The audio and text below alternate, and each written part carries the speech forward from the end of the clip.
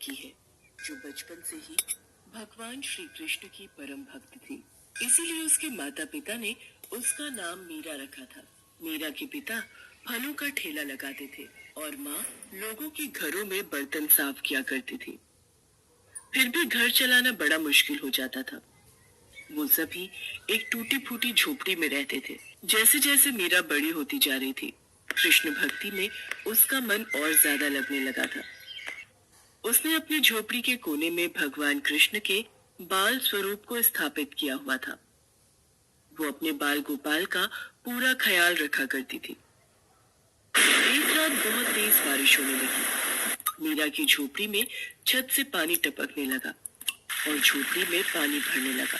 मीरा की माँ घबरा गई और मीरा से बोली, मीरा, ओ मीरा, जल्दी उठ बेटा, बारिश का पानी अंदर आ रहा है बेटा। मीरा को आवाज लगाने के बाद लीला अपने पति को उठाती है। तीनों घबरा जाते हैं। मीरा उठते ही सीधे अपने बाल गोपाल की मूर्ति को उठा लेती है और अपने माता पिता के साथ बाहर चारपाई पर बैठ जाती है। वो तीनों बारिश के थमने का इंतजार कर रहे थे, लेकिन बारिश नहीं रुकती, बल्कि पहले से भी तेज हो जाती है। धीरे धीरे झोपड़ी में घुटने तक पानी भर गया और सारा सामान पानी में बहने लग गया। ये देखकर मीरा के पिता रामू ने अपनी पत्नी लीला से कहा, लीला, पानी बहुत भर गया है, बारिश भी थमती नहीं। दिख रहा है हमें यहाँ से निकलना होगा। लेकिन हम जाएंगे कहाँ इतनी रात में? घर का लगभग सारा सामान पानी में बह चुका था, लेकिन मीरा ने अपने बाल गोपाल को कसकर पकड़ रखा था। रामू किसी तरह लीला को लेकर झोपड़ी से बाहर आ गया। बाहर तेज बारिश हो रही थी। तभी मीरा ने अपने पिता से कहा, बाबा, पास में ही कृष्ण मंदिर है, चलिए हम वहीं चलते हैं। वहाँ ये पानी हमारा कुछ नहीं बिगाड़ पाएगा। बिल्कुल सही कहा बिटिया, अब कृष्ण कन्हैया ही हमें बचा सकते हैं। लीला, जल्दी चलाओ। तीनों बारिश में भीगते हुए मंदिर पहुँचते हैं। मंदिर थोड़ी ऊंचाई पर था, इसलिए वो वहाँ पर सुरक्षित थे, लेकिन उनकी झोपड़ी पूरी तरह से बर्बाद हो चुकी थी। ये देखकर तीनों की आंखों में आंसू आ जाते हैं। लीला रोते हुए कहती है, हे भगवान, ये क्या हो गया? अब हम कहाँ रहेंगे, कहाँ जाएंगे हम?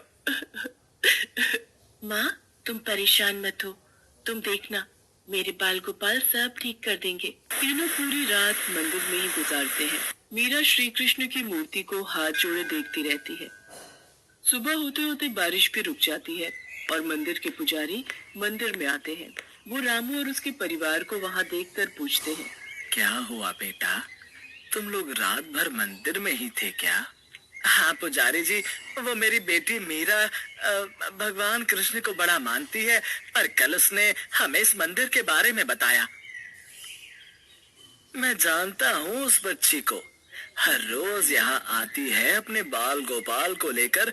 छोटी सी उम्र में इस बच्चे की भक्ति देखकर मैं तो दंग रह गया था। तुम बिल्कुल चिंता मत करो, भगवान की शरण में आए हो तो वो तुम्हारा भला जरूर करेंगे। तुम जब तक चाहो मंदिर में रह सकते हो। बहुत बहुत बहुत धन्यवाद पुजारी जी।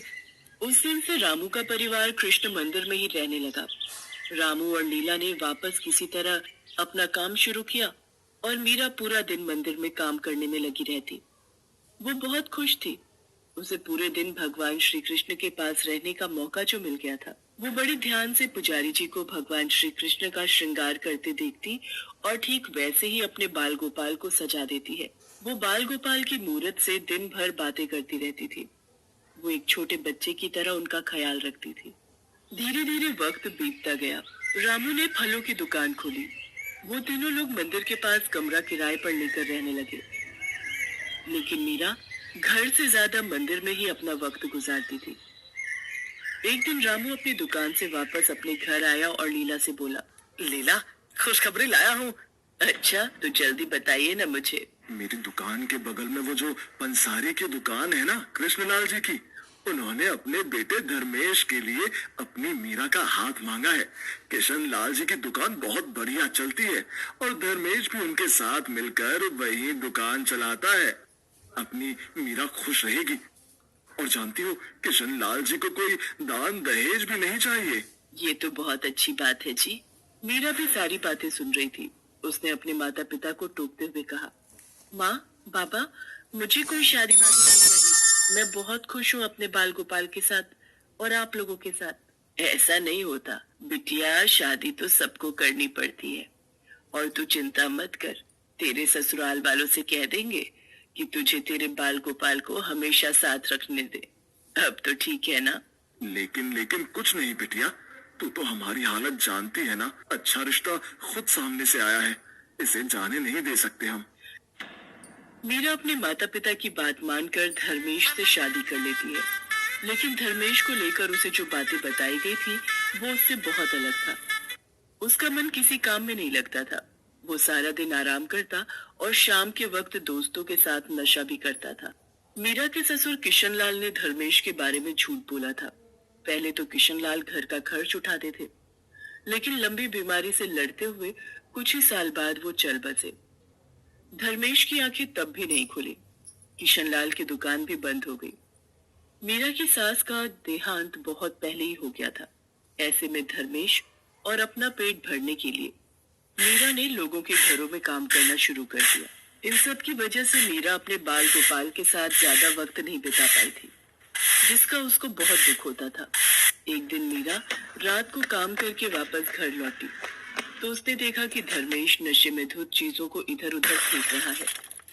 वो मीरा के बाल गोपाल को भी जमीन पर गिराने ही वाला था कि मीरा ने उसे रोक लिया और गुस्से से बोली, ये क्या कर रहे हो?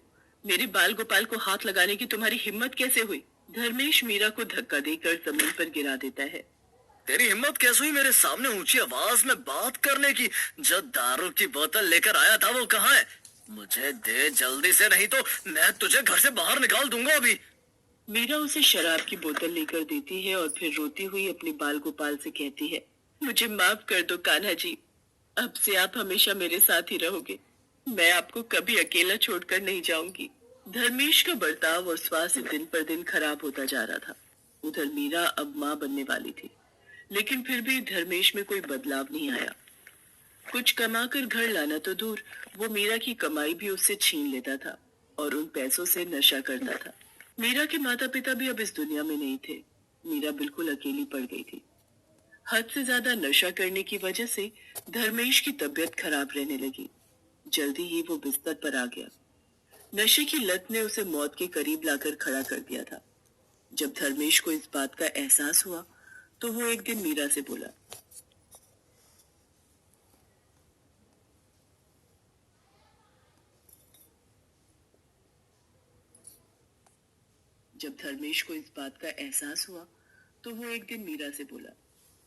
मीरा, हो सके तो मुझे माफ कर देना। समझ गया हूँ कि माँ ने कितने पाप किए हैं और भगवान ने मुझे मेरे किए की सजा भी दे दी है। मैंने तेरी जिंदगी खराब कर दी है, इसके लिए मुझे माफ कर देना। ये धर्मेश के आखिरी शब्द थे। वो जा चुका था। मीरा उस दिन बहुत रोई। फिर अपने बाल गोपाल को देख उसमें थोड़ी हिम्मत जगी।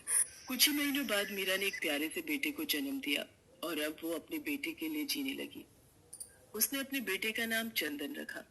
धीरे धीरे चंदन बड़ा होने लगा और जैसे वो चंदन का ख्याल रखती थी और वैसे ही अपने कृष्ण जी का भी ख्याल रखती थी। पर चंदन को ये सब समझ में नहीं आता था। एक बार चंदन ने मीरा से पूछा, माँ, ये बाल गोपाल कौन है? वो मेरे सब कुछ है बेटा, उन्हीं की वजह से मैं आज जिंदा हूँ और तेरा ख्याल भी रख पा रही हूँ। ऐसे ही कुछ दिन बीत गए। चंदन पढ़ाई में बहुत अच्छा था और अपनी माँ की मेहनत को भी महसूस करता था, इसलिए उसने दिल लगाकर पढ़ाई की और सरकार से स्कूल और कॉलेज में स्कॉलरशिप हासिल की और अच्छे अंकों से कॉलेज पास किया।